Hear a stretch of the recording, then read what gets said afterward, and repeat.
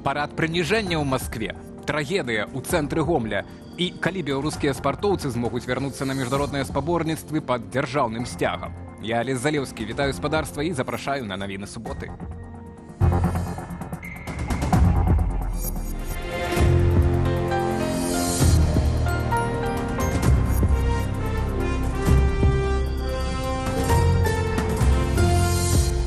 «9 траўня ў Беларусі ўжо даўно не толькі памяць пра другую сусветную. Улады пераўтвараюць дзень перамогі ў частку сучаснай дзяржаўнай ідэалогіі з парадамі, ваеннай рыторыкай і паралелямі з сённяшняй вайной ва ўкраіне. Дзе заканчваецца памяць і пачынаецца прапаганда, высвятляла Аліна Скрабунова. Сэнс 9 траўня не ў парадах і вайсковай тэхніцы на вуліцах. Гэтак у сваёй прамове да беларусаў з нагоды Дня перамогі заявіла кіраўніца аб'яднанага пераходнага кабінету Святлана Ціханаўская. Наши дзяды і прадзеды хацелі, каб іх дзеці і ўнукі жылі звычайнае мірнае жыццё. Хадзілі ў школу, кахалі, працавалі, будавалі свае сем'і. Яны дакладна не змагаліся за тое, каб беларуская зямля станавілася пляцоўкай для чужой агрэсіі. Каб тут стаялі чужыя войскі, а з нашай краіны рабілі крыніцу пагрозы. Пра сучасную агрэсію супраць Украіны згадаў палітык Мікалай Статкевіч. У сваім тэлеграм-канале былы палітвязень зазначыў: «Гісторыя паўтараецца». І зноў пачатая вайна з мэтай узяць рэванш за прайграную, толькі ўжо не першую сусветную, а трэцюю сусветную халодную вайну. І зноў спрабуюць вярнуць страчаныя тэрыторыі, толькі не Данцык і Альзас, а Крым і ўсю Украіну. І зноў бароняць правы суайчыннікаў, толькі не ў Судэтах, а на Донбасе. І зноў хочуць збудаваць свой свет, толькі не арыйскі, а расейскі. Каб ушанаваць памяць загінулых падчас другой сусветнай, Мікалай Статкевіч напярэдадні 8 траўня усклаў кветкі на вайсковых могілках. У прыватнасці да магілы лётчыка Барыса Акрэсціна, які загінуў падчас выканання задання ў 1944 годзе. Сёння імя гэтага жаўнера асацыюецца з ізалятарам. У 2020 годзе Мікалай Статкевіч быў пакараны 15 сотнямі арышту ў гэтым ізалятары, менавіта за ўскладанне кветак на вайсковыя могілкі. Я думаю, што цяжка знайсці больш красамоўнае сведчанне сапраўднага стаўлення ўладаў да памяці шматмільённых ахвяраў той развязанай таталітарнымі рэжымамі вайны. Палітык святкуе Дзень перамогі 8 траўня, як гэта робяць у большасці краінаў Еўропы. У дзень падпісання першага акту вайсковай капітуляцыі Нямецчыны. Паколькі гэта пагадненне было падпісана толькі з Брытаніяй, США і Францыяй, то Савецкі Саюз вырашыў, што гэта несправядліва, паколькі столькі намаганняў прыклалі для гэтай перамогі. І было падпісана яшчэ асобнае пагадненне капітуляцыі ўжо з савецкім бокам у прыгарадзе Берліна Карлсхорст, і яно было падпісана ў ноч з 8 на 9 траўня. Цяперашні рэжым па-свойму працягвае савецкія традыцыі 9 траўня. Парады, дзеці ў вайсковай форме і, канешне ж, перакручванне праўды ў мэтах сучаснай ідэалогіі. Заходнія дзяржавы зноў лязгаюць зброяю побач з нашымі межамі. Зараз тут хочу закликать вас. Берагчы нашу краіну, берагчы мир. Здабыўшы перамогу, мы не здабылі свабоды. Гэтак у свой час вынікі другой сусветнай для Беларусі пракаментаваў ветэран, пісьменнік Васіль Быкаў. Пакуль жа нават праз 81 год гісторыкі не маюць магчымасці у поўнай свабодзе даследаваць трагічныя падзеі. А на многія тэмы, такія як вынікі дзейнасці савецкіх партызанаў, накладзеныя табу. Аліна Скрабунова, Белсат. Ну і парад у Маскве ўсё-такі адбыўся, але пад ценем вайны і страху перад украінскімі дронамі. Лукашенка з сынам Мікалаем побач з Пуціним на трыбуне. На фоне трохдзённага замірэння, абвешчанага пры ўдзеле ЗША, Крэмль усё ж такі правёў галоўны прапагандысцкі рытуал года, чаму нават расійскія зэт-ваенкары назвалі гэта прыніжэннем, у матэрыяле Уладзіслава Корцака. Великий подвиг поколения победителей вдохновляет воинов, выполняющих сегодня задачи специальной военной операции. На ўвесь парад усяго 45 хвілінаў. Фейкавыя, дамаляваныя штучным інтэлектам кадры пралёту расійскіх віцязяў і стрыжоў над Масквой. Асаблівая камічнасць у тым, што на фюзеляжы самалётаў сцягі краінаў НАТО. Пасля кароткага параду Пуціна ў шчыльным атачэнні аховы імкліва адвялі ў спецтранспарт. Некалькі дзён Масква жыла ў рэжыме нервовага чакання ў сувязі з перыядычнымі ударамі украінскіх дронаў па тэрыторыі Расіі. Асцерагаліся, што Украіна можа нанесці сімвалічны удар менавіта ў дзень галоўнага расійскага прапагандысцкага рытуалу. Але раптам з'явіўся ратавальнік – Дональд Трамп. Прэзідэнт ЗША абвясціў трохдзённае замірэнне паміж Расіяй і Украінай на 9, 10 і 11 траўня. Гэта вельмі добра, і яны таксама пагадзіліся аддаць па 1000 з кожнага боку, вярнуць 1000 палонных. Украіна пацвердзіла часовае замірэнне, пасля чаго Владзімір Зеленскі выпусціў спецыяльны ўказ, якім афіцыйна дазволіў правядзенне параду ў Маскве.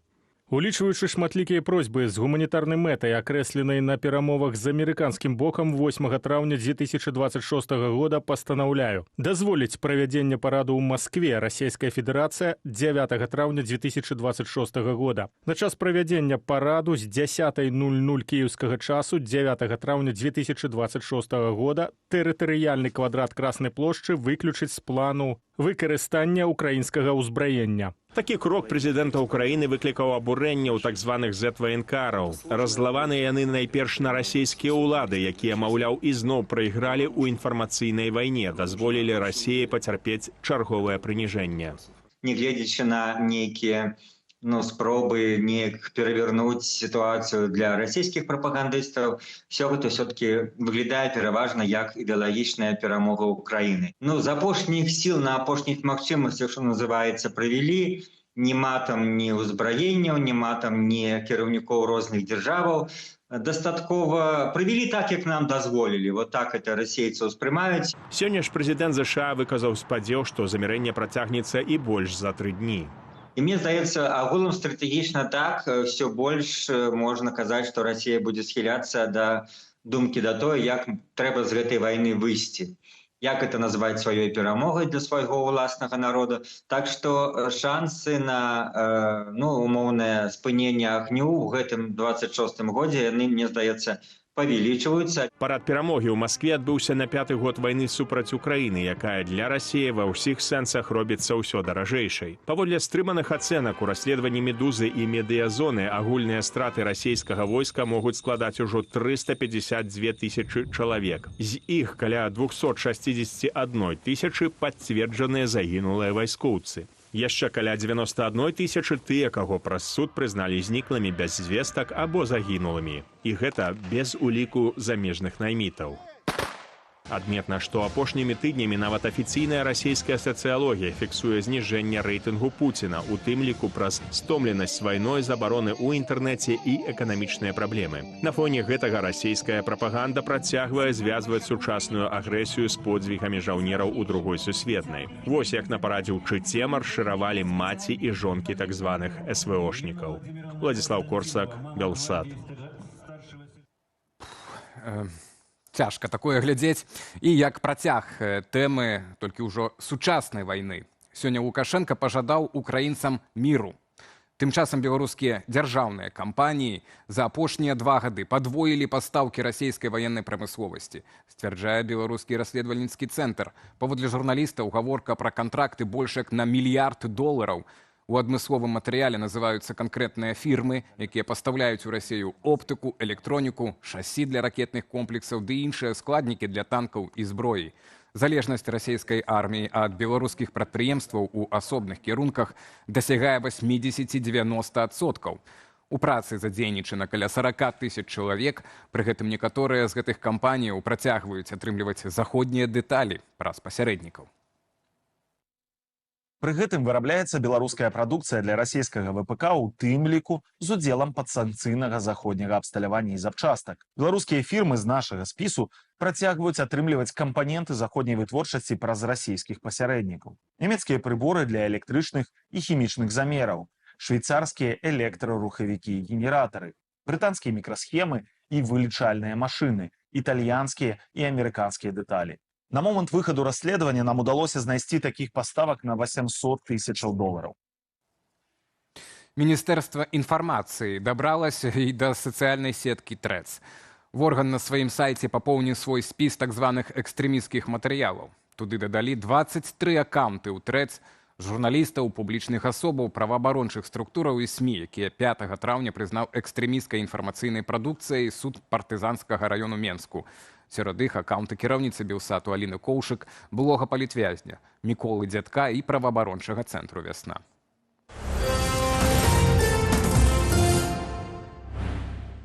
І да навінаў у рэгіёнах у цэнтры Гомля маладзён надумаў пераплыць Сош. Але нешта пайшло не так, і ён пачаў тануць. На дапамогу яму кінуўся сябрук, але таксама не даў рады і пайшоў на дно. Відавочцы звярнуліся да ратаўнікоў мясцовай арганізацыі выратавання на вадзе. Тыя паспелі ў час і выцягнулі з ракі 2 няўдалых плыўцоў. Як высветлілася, гэта маладзёны 2001 і 2003 гадоў нараджэння. Яны не пацярпелі. Міжнародны алімпійскі камітэт рэкамендуе вярнуць беларускіх спартоўцаў, нават пад дзяржаўным сцягам. Але сусветны спорт застаецца расколаты. Частка міжнародных федэрацыяў ужо заявіла, што санкцыяў супраць Беларусі пакуль не здыме. Чаму рашэнне міжнароднага алімпійскага камітэту яшчэ не азначае поўнага вяртання ў спорт у наступным матэрыяле.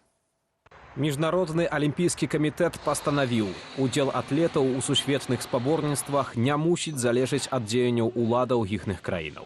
Для меня важно, чтобы вышли все политзаключенные. Я вообще против, чтобы белорусы и русские выступали на международных соревнованиях. Но если есть такие договоренности и будут выходить люди, то я за допуск. Пры гэтым санкцыі супраць Расіі пакуль застаюцца без зменаў. Беларускія спартоўцы ж атрымалі шанец вярнуцца да паўнавартаснага ўдзелу ў міжнародных спаборніцтвах, у тым ліку на адборачныя турніры да Олимпиады ў Лос-Анджелесе. Это пока не значит, что все наши спортсмены будут выступать с флагом и гимном на всех международных соревнованиях. Очень важно, чтобы международные федерации имплементировали это решение. Аднымі з першых супраць пастановы МАКу выступілі ва Ўкраіне. У тамтэйшым нацыянальным алімпійскім камітэце нагадалі, што Беларусь працягвае падтрымліваць расійскую агрэсію супраць Украіны, а таму вяртанне пад дзяржаўным сцягам назвалі небяспечным прэцэдэнтам.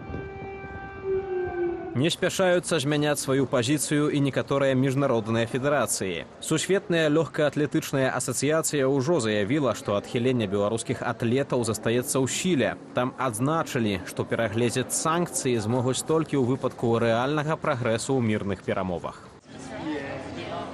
Пасля заявы МАКу першая ракетка свету Арына Сабаленка распавяла, што спадзяецца згуляць на міжнароднай арэне пад чырвона-зялёным сцягам. Я ведаю, наколькі я натхняю маладых людзей. Яны дасылаюць мне паведамленні. І я проста хачу, каб яны адчувалі ўпэўненасць у тым, што незалежна ад таго, адкуль ты родам, ты можаш дамагчыся ўсяго, чаго захочаш. Для мяне прадстаўляць такую маленькую краіну і тое, колькі працы мне давялося прарабіць, каб дабрацца да вяршыні, гэта проста неймаверна. Аднак пакуль такія спадзевы Сабаленкі застаюцца для яе толькі мараю. Аналагічную з лёгкаатлетычнай асацыяцыяй пазіцыю заняла і міжнародная федэрацыя тэнісу. У ITF падкрэслілі, рэкамендацыя МАКу не змяняе статус адхілення беларускай тэніснай федэрацыі ў камандных турнірах. Пытанне могуць перагледзець толькі сёлета восенню. У асабістым першынстве беларускія тэнісісты выступаюць у нейтральным статусе.